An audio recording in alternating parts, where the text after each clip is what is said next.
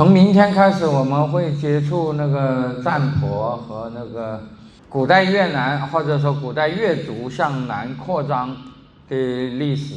但是在前面这几天呢，我们基本上是围绕越战进行的，因为那个我们去过的广平和广治，当然现在已经变成是同一个省了，就是我们到目前为止一直在新设立的广治省范围内活动，而这个广治省就是和这个越南战争关系是最密切的，也是流血最多的地方所以我们这一次演讲就是这第一次讲座就从越战开始。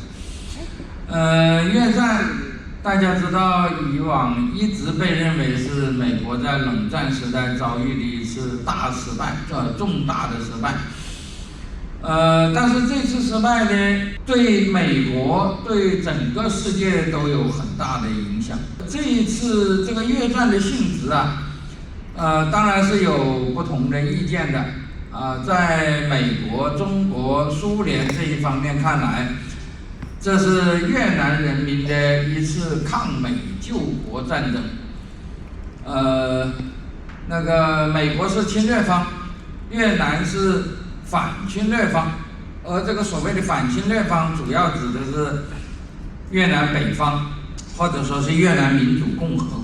而在社会主义阵营以外的舆论一般是把这个越南战争看成是冷战期间的一次代理人战争，是吧？讲得简单一点，就是以包括中国苏联在内的社会主义阵营为一方，以西方或者说是叫做资本主义阵营为一方，是吧？进行的一场全球性的冲突，这就是所谓的冷战。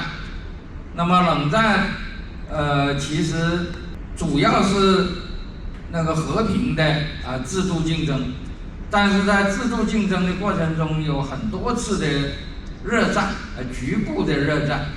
这个局部的热战分别得到了东西方两方的支持，所以被认为是代理人战争。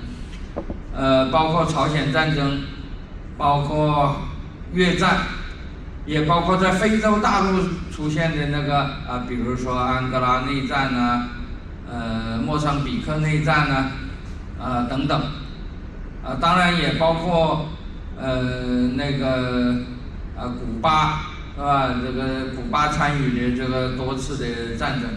那么这个战争的性质到底该怎么确定呢？其实我觉得我们讨论这个问题可以考虑1979年中国方面对越南提出的指责，是吧？因为1979年发生了中越战争，而中国方面对越南指责的主要是两个东西，一个是说越南是地区小霸，他声称他是一个地区超级大国，要搞印度支那联邦，对老挝、柬埔寨进行侵略。那么第二个对越南的指责就是那个排华，那个迫害中国裔的越南人，是吧？这两个指责如果说能够成立的话，那么它都不是从1979年开始。就排华这一点而言，是吧？就是所谓，因为越南无论在北方还是在南方，它对华人的政策都是在社会主义改造的旗号下进行，是吧？就是他从来没有说过他是针对血统意义上的华人，他说他针对的是资产阶级。而大家知道，在整个东南亚地区，有人说华人就相当于欧洲的犹太人，是吧？总的来讲是比较富裕的，是吧？所以越南早在1954年，北越搞社会主义改造的时候，就基本上把华人给剥夺了。而且其实我这里我要讲那个都不是在越南。我们前段时间在印尼游学的时候，我也谈到，其实客观的讲，华人啊，大家知道，现在在东南亚就有将近1000万的华人。那么华人，在西方人来到之前，在整个东南亚与当地的土著人相比，应该客观承认就是，他们的那个文化和经济发展水平都是比较高的，是吧？那么也拥有一定的和当地的土著相比也拥有一定的优势。这个优势是不是能够叫做殖民主义？这个当然就值得研究了。因为当地的很多土著认为，中国人在东南亚和西方人后来在16世纪进入东南亚这个地方，都是属于殖民主义，是吧？因为殖民主义就这个词的本身的字面上的意思讲就是移民，是吧 ？colony 就是指的移民。那么既然是移民，那西方人移民到这里和中国人移民到这里，那不是差不多吗？是吧？而且中国人在这些地方尽管有几百年的历史，但是他们是不是所谓的原住民，在很多国家都是有争议的，是吧？很多人认为他们是外来的移民，那么我们当然认为我们本身也应该是原住民，是吧？这个问题其实在很多地方都存在，包括在台湾那么台湾大家知道现在有原住民这个概念，原住民指的就是我们称之为大陆称之为高山族，而台湾现在种族识别民族识别已经识别出14个民族，是吧？就是那个郑成功到台湾之前的那些波利尼西亚语系的那些民族，但是不管怎么说吧，在那个西方进入东南亚以后，在这些地区就形成了西方殖民者和在西方人来到之前就已经到达东南亚的华族移民或者叫华人移民。大家知道像越南这个国家，我们的那个导游说了，越南和很多我们这种体制的国家一样，有多少个民族是有一个官方的定义的，是吧？我们中国现在被认为有56个民族，多一个少一个都需要经过很复杂的那个认定，是吧？56个少数民族，8个民主党派，5种宗教，这都是官方规定的，是吧？多一种就是邪教，是吧？那么那个多一个8个以外的党派，那当然就是属于非法组织那民族大概也是这个样子。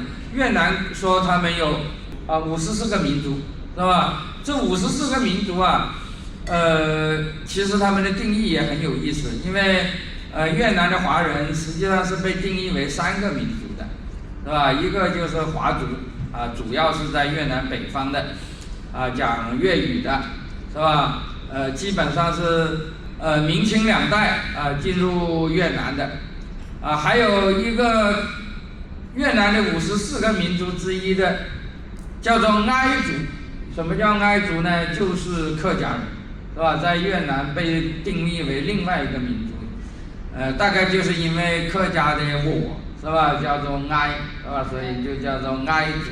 我们到了西贡就会接触大量的所谓民乡会馆，这里指的是我们以前在广西游学的时候就提到过的，是吧？就是在明末清初，当时有一批广东的主要是来自钦州、连州、雷州这3个州的，是吧？雷州就是今天的湛江地区，钦州就是今天的广西的钦州地区，是吧？那么连州就是那个以广西的合浦为中心的总而言之吧，就是粤西和那个桂南一带当时存在着抗清势力就是南明的势力，是吧？那么他们跟清朝作战失败，他们不愿意臣服于清朝，就逃到了当时的安南就是越南，是吧？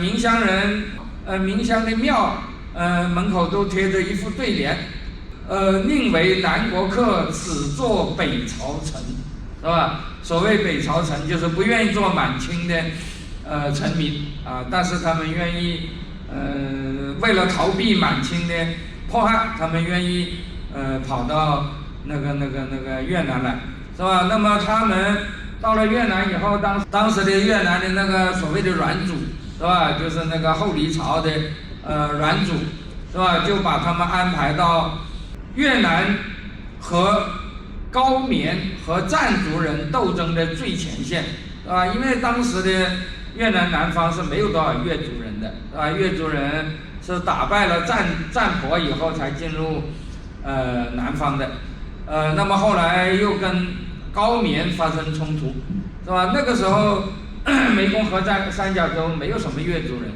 但是这个时候有大量的华人投奔他们，那么他们就说那么你们为我们去打仗吧，是吧？就安排他们到那个南方去为越族人打高棉人，是吧？然后他们就什么南方现在有什么圣柴侯庙什么都是那些人，是吧？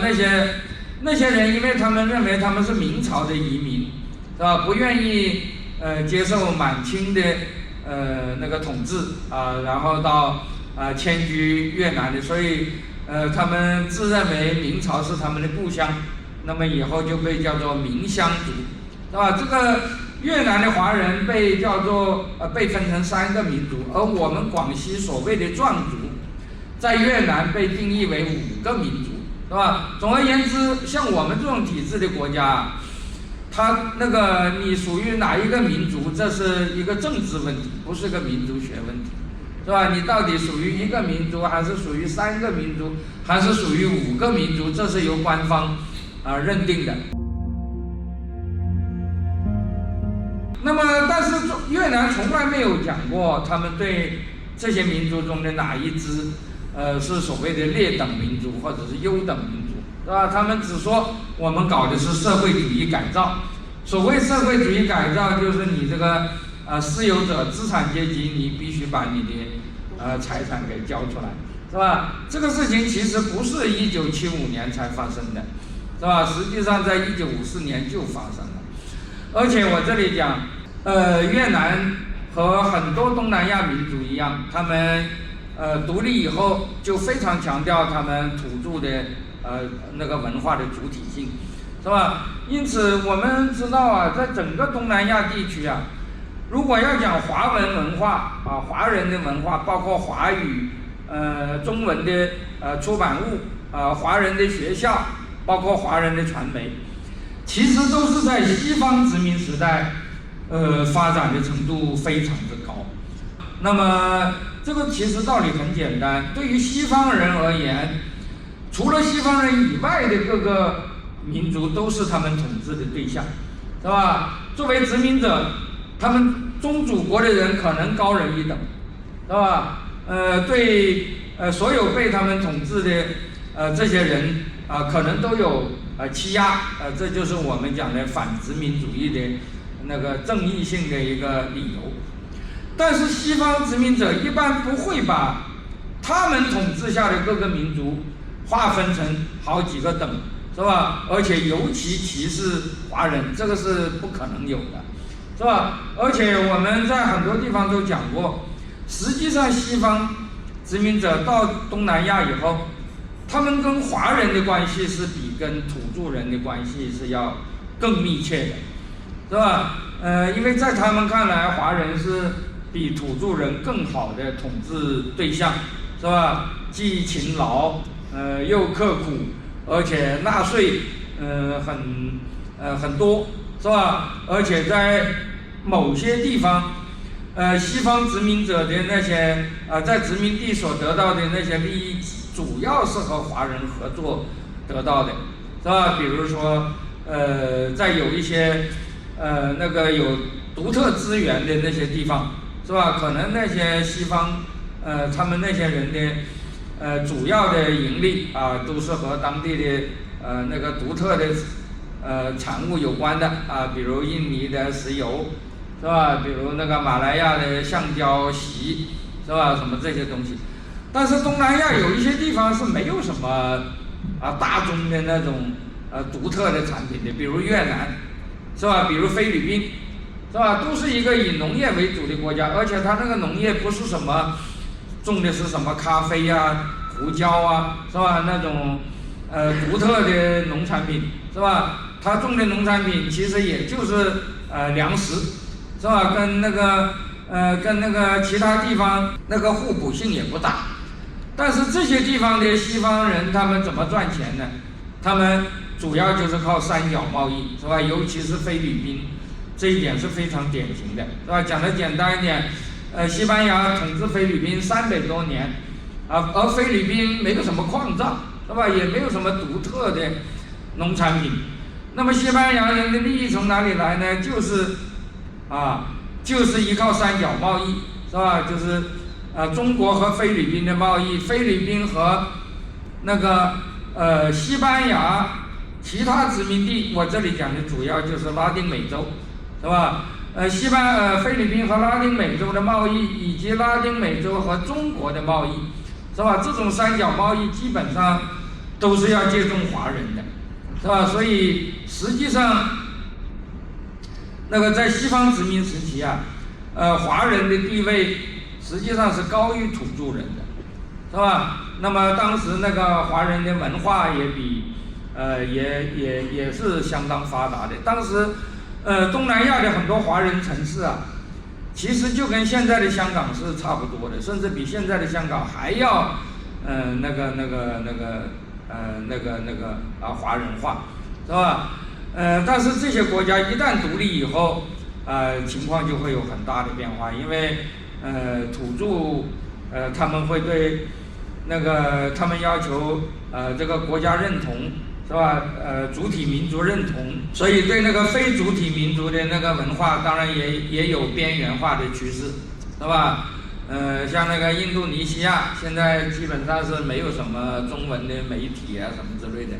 那么越南，大家知道在那个法属时期乃至在75年以前的越南南方，都有很多华文媒体的，是吧？越南的北方在文革以前也有一个华文媒体，是吧？以前有过越华日报，后来在54年社会主义时期有过一份叫做新越华报，但是文革以后就没有了，是吧？现在越南是没有中文媒体的。那么像西贡，是吧？我前面讲过，湄公河三角洲华人是来的比较早的，因为当时在越人和高棉人争夺湄公河三角洲的时候，当时那个所谓的闽乡人就为越南人打头阵就来到了这个地方，所以南越的很多城市是华人建立的，是吧？比如那个西贡的主要的商业区嘉定当时就是个华埠，是吧？那么越南和柬埔寨边界上的那个河仙以前被认为叫小汉口，是吧？也是一个华人，就是杨彦迪他们建立的一个城市，是吧？那个时候的嘉定，其实在45年以前嘉定在整个东南亚是仅次于新加坡的第2大华埠，比那个马来亚的槟城什么这些地方都多，是吧？那么这些国家独立以后，当然那个华文化就逐渐的被边缘化，是吧？要求他们讲本国的语言，上本国的学校，是吧？当然在每一个国家的情况不一样了，像马来西亚和泰国这个对华文就比较宽容，是吧？那么像印尼就比较厉害，是吧？那么越南大概也跟印尼差不多，是吧？这个都不是75年以后才有的。那么至于说越南，它要作为一个地区霸权，是吧？要建立印支联邦，这个更是一个其来久矣的问题，是吧？实际上，在我们称之为越南战争的这个期间呢，越南就一直在干预这个老挝和深度干预老挝和柬埔寨的事务，是吧？而且这里我要讲啊，越南战争北方能够打赢，和越南对老挝、柬埔寨的经营有决定性的关系，是吧？如果没有这个经营，它是打不赢这个战争的。那么我在路上也曾经讲过，1954年，越南北方在中国的支持下，那个赢得了奠边府大捷那个赢得了抗法战争的胜利。但是在1954年的那个日内瓦谈判中，是吧？当时中国是不建议越南坚持打到南方去的，是吧？因为大家知道这个主要是基于朝鲜战争的教训，是吧？因为朝鲜战争，金日成打到了那个什么釜山那一带，最后因为朝鲜是个狭长的地形，那么美国又有海空军的优势，是吧？那么仁川登陆以后在南方的那些金日成的部队就被包了饺子，是吧？所以而越南的地形比朝鲜还要狭长，是吧？从北方到南方的后勤距离比朝鲜还要长得多，是吧？当时中国方面就认为越南而且我们知道当时越共的力量主要也是在北方吧。这个时候我在车上讲过的，是吧？和当时那个1945年对日受降的时候，中国和英国分别在南北方受降是有关系的，是吧？因为中国在北方受降，不允许法国进入，不允许法国的殖民势力卷土重来，使得胡志明在北方能够站住脚跟。但是南方就不一样，是吧？那么你要从南方向北方进攻，当时中国方面认为，越南方面是没有这个力量的，而中国因为鉴于朝鲜战争的这个，也不可能再派出志愿军去干这个事情，是吧？那么他就我们就劝胡志明接受这个所谓的南北分治，是吧？于是就有了这个54年的这个事情。那么后来越南其实这个所谓的越南战争就是北方向南方进攻的南北战争，是吧？为什么他们后来就成功了呢？是吧？为什么没有重蹈朝鲜战争的命运呢？是吧？其实就和胡志明小道有关。胡志明小道其实起源于1959年，